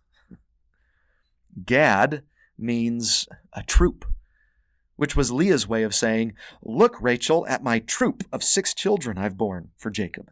Beat that. And it kind of goes on like that through all the children. Now, Leah is going to win the baby derby in the end. She will, and also with her handmaid, have 9 children compared to Rachel's 3. But what's the problem here? What's going on between these two sisters? Competition. The spirit of competition will always cause conflict and difficulties within families. Whether that rivalry comes between spouses or siblings, it can be the source of great trouble. I work harder than you. You're not doing enough. I make more money for the family. I'm prettier, more athletic, smarter than you. Mom and Dad love me more. The spirit of comparing and competition can really hamper happiness within a family. All of this is really a sad situation. It's tough on Jacob, it's tough on Leah, it's tough on Rachel. And really, it's Laban's fault for the most part. Sometimes the challenging circumstances that we face as families come through no fault of our own. Disease, accidents, financial stress, the actions of in-laws, environmental factors, victimization from others. All of these things can cause real complications for relationships. So what's a family to do? Let's talk solutions now. The scriptures never present problems without solutions.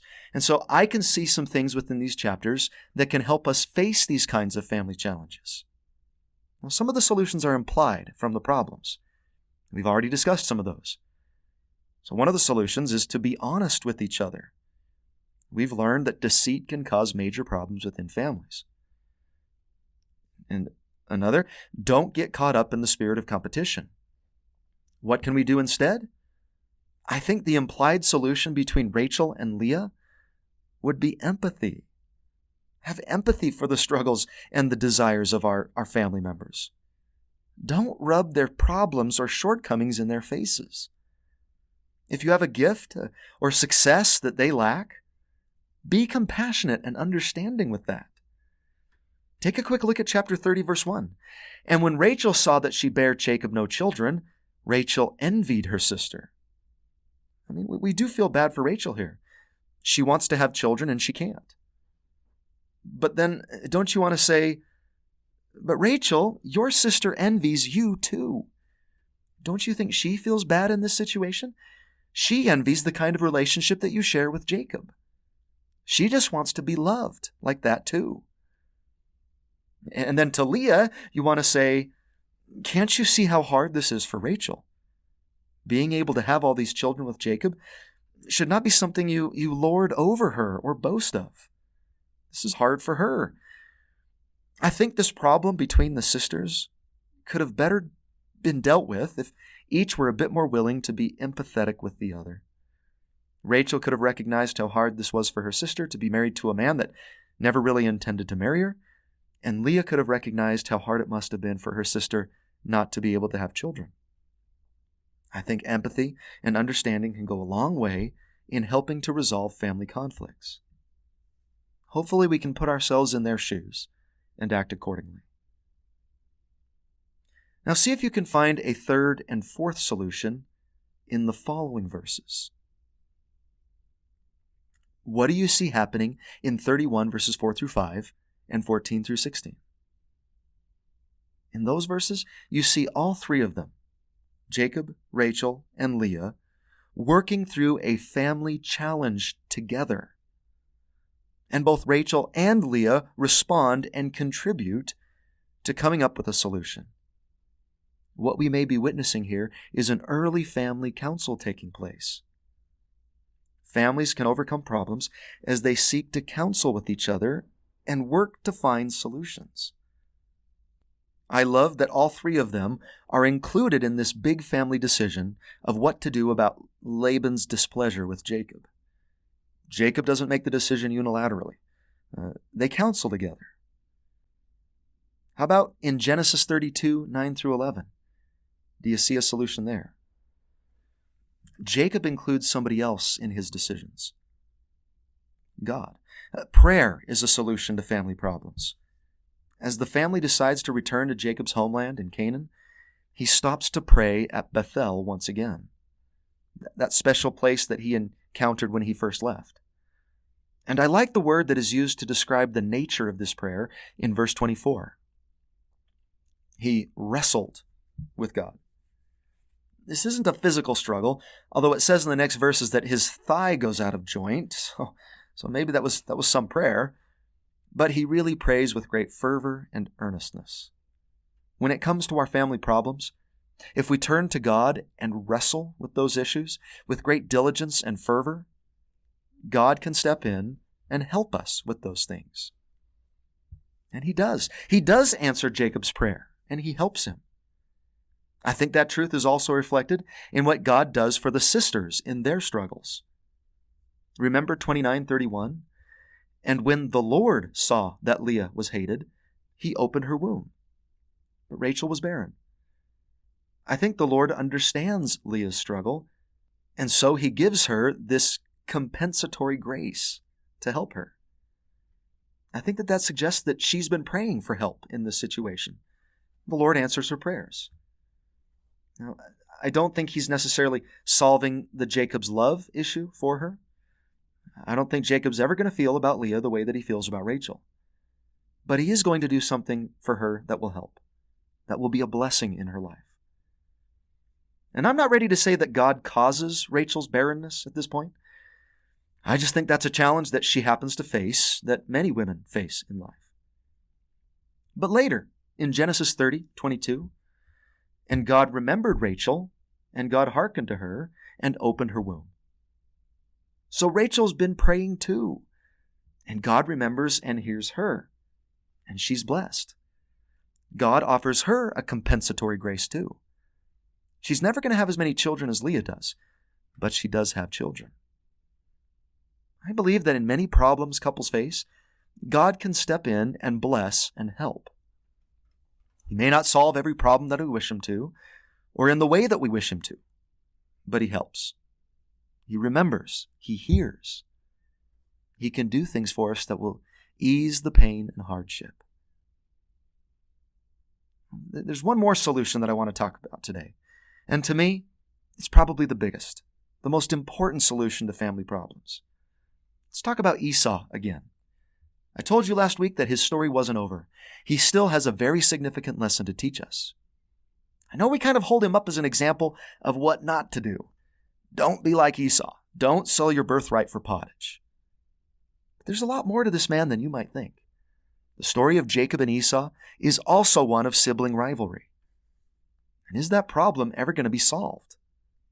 How were things left between the two brothers the last we heard of Esau?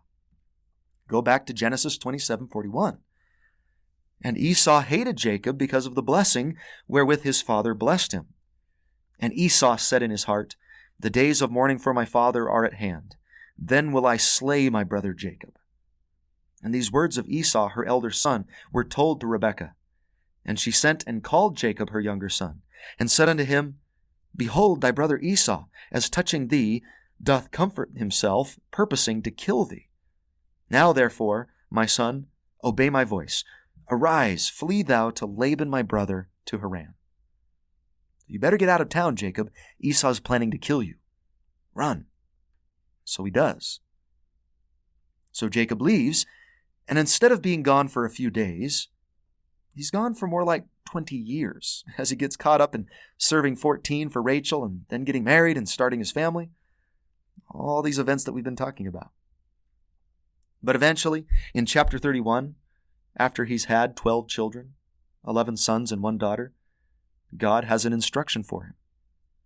And the Lord said unto Jacob, "Return unto the land of thy fathers and to thy kindred, and I will be with thee." Now that's a bit concerning to Jacob. He knows he's been blessed with both the birthright and the blessing. But Esau is still there. The last time he saw his brother, he wanted to kill him. And for Jacob to return is more than just a homecoming. The very act of coming back would send the message to Esau that he was coming to inherit his birthright and his blessing. So Esau, it's time for you to leave. This is my inheritance. That's the implied message of Jacob's return. So he's got a lot of reason to be worried. And you see that anxiety as he travels. That's when he prays and wrestles with God. It's why he's praying so hard.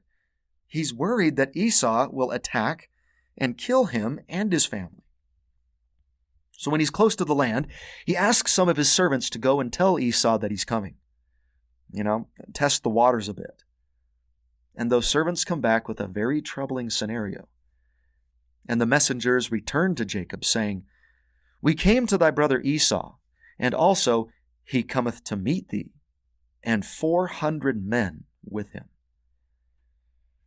Uh-oh, this can't be good. Esau is coming with 400 men. He must still be angry. He's going to come. He's going to attack me. Verse 7, "Then Jacob was greatly afraid and distressed." And then he prays. Now what's going to happen? Will God preserve him from the apparent anger of Esau? Chapter 33 depicts a very dramatic moment in Scripture. I want you to picture it. Here comes Jacob with all of his family. And we learn in Genesis 32, verses 13 through 18, that Jacob sends a large gift of cattle and camels and sheep in front of him, hoping to appease Esau. But let's read this moment. And as a teacher, go slowly. Really build this up. Is there going to be a fight? Is Jacob going to have to battle with his brother? Will God have to swoop in and protect him in a miraculous way? Let's see. And Jacob lifted up his eyes and looked, and behold, Esau came, and with him 400 men. And he divided the children unto Leah, and unto Rachel, and unto the 2 handmaids. And he put the handmaids and their children foremost, and Leah and her children after, and Rachel and Joseph hindermost. And he passed over before them, and bowed himself to the ground 7 times, until he came near to his brother. Oh, what's going to happen? And Esau ran to meet him, and embraced him, and fell on his neck, and kissed him, and they wept. If you've never heard this story before, it's probably not what you were expecting, was it? It's one of the most beautiful scenes of reconciliation and forgiveness in the whole Bible. In fact, that language mirrors the language that Jesus is going to use in the parable of the prodigal son, when his father runs to meet him and falls on his neck and kisses him. Esau has forgiven him. Kind of like the prodigal son. He's changed. He's not angry with Jacob. He's overjoyed to see him after all those years. I love Esau for this, because from his perspective, I can kind of understand him being angry with Jacob. But he's willing to let bygones be bygones. He recognizes what's most important here: family and his relationship with his brother. Can you see those brothers out there on the plains, hugging each other and weeping? It's a wonderful, hope-infused scene. And it even gets better. After Jacob introduces Esau to his family, to Uncle Esau, Esau asks, "What meanest thou by all this drove which I met?" All the cattle and everything. And he said, "These are to find grace in the sight of my Lord." And Esau said, "I have enough, my brother. Keep that thou hast unto thyself." You don't need to do that. I'm good. I'm just happy to see you again. And Jacob said, "Nay, I pray thee, if now I have found grace in thy sight, then receive my present at my hand. For therefore I have seen thy face, as though I had seen the face of God. And thou wast pleased with me. I didn't think it would turn out like this. This is too good to be true. Take, I pray thee, my blessing that is brought to thee, because God hath dealt graciously with me, and because I have enough." And he urged him, and he took it. All right, Jacob, if you insist. I love that description. Seeing the face of forgiveness in a family member is like seeing the face of God himself. Why? Because forgiveness is not only beautiful, it's divine. Mercy is a godly trait. And then I love that later in Genesis 35:29, Isaac dies, but both of the boys bury their father together. And then Esau leaves. He leaves the land to Jacob. Genesis 36:6. And Esau took his wives and his sons and his daughters and all the persons of his house, and his cattle and all his beasts and all his substance which he had got in the land of Canaan, and went into the country from the face of his brother Jacob. He doesn't fight him for it. He doesn't continue to accuse Jacob of stealing his birthright and his blessing. He accepts Jacob as the inheritor and has the humility to recognize that Jacob didn't really steal that blessing, that he earned it. I really love Esau. He's one of my favorite characters in all of Genesis. He teaches us the power of forgiveness. Personally, despite the foibles of his youth, I believe there's a place in the celestial kingdom for Esau. I do. This scene of forgiveness, I feel, is as equally as powerful as another forgiveness story that we're going to see later in Genesis with Joseph and his brothers. Apparently, this is a principle that God really wanted to emphasize in his first book of Scripture. What is that message, that truth? Always forgive others, especially members of your own family. Maybe this scene can offer some hope for some individuals out there who are having some conflicts in their own families. Maybe Esau out there hugging Jacob can give you some inspiration. Sometimes it just takes one person to reach out to the other in mercy and forgiveness and reconciliation. So to liken the Scriptures, which do you find harder to do? Extending or accepting an apology? What have you found helpful in healing strained family relationships? Do any of your family relationships need reconciliation? How could you follow the example of Esau? And we could add this solution to our other family solutions and ask, have one of these solutions ever blessed you and your family? Would you be willing to share your experience? So in conclusion, whatever your family circumstance is or the challenges you face, hopefully the book of Genesis can offer help. Perhaps Genesis can dispel the myth that families within the church are perfect. I don't believe anybody has a perfect family or marriage. We've all got difficulties and hardships to overcome in our family relationships. But God doesn't leave us to face these things alone. That's the advantage the faithful have in these situations. There's a lot of things that we can do to overcome them. When they come, I hope we can remember to turn to our Heavenly Father in prayer and seek His compensatory graces. We can counsel together.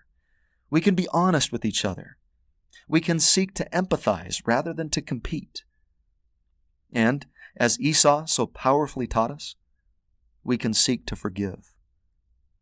Perhaps the next time we find ourselves on the receiving end of deceit, offense, or betrayal, and the offending party reaches out to us in apologetic contrition, that we'll remember Esau and seek healing and reconciliation.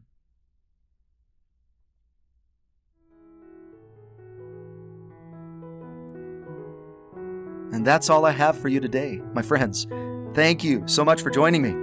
If you're interested in the resources that I make for teachers, the handouts, the slides, the lesson plans, go to teachingwithpower.com and you'll find links to all those resources there. The best thing you can do if you found this lesson helpful is to share it with somebody else that you feel that it could help. Thank you so much for watching. Now get out there and teach with power.